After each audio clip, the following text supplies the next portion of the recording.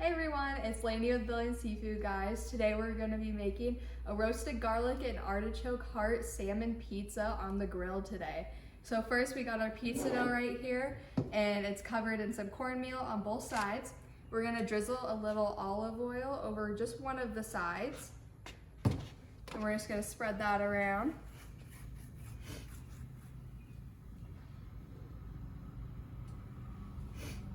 Get it good and coated all over it. All right, and now we're gonna put the oiled side onto our grill.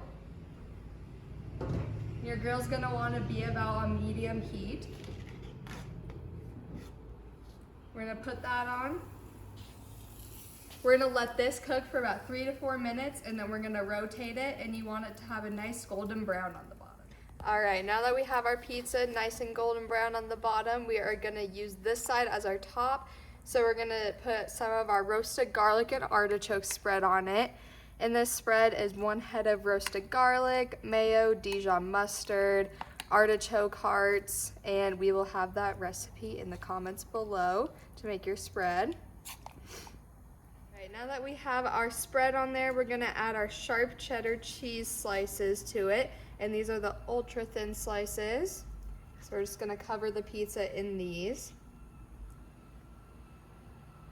All right, we got our cheese on here now. Now we're gonna add some sliced red bell pepper all over, as much as you want. And some onions, some red onion.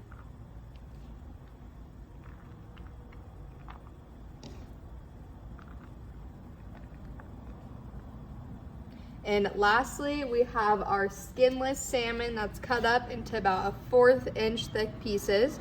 And we're just gonna lay these on the pizza. All right, we got our pizza on the grill again, and we're gonna let this sit for about 4 more minutes or until the bottom of the crust is a nice golden brown.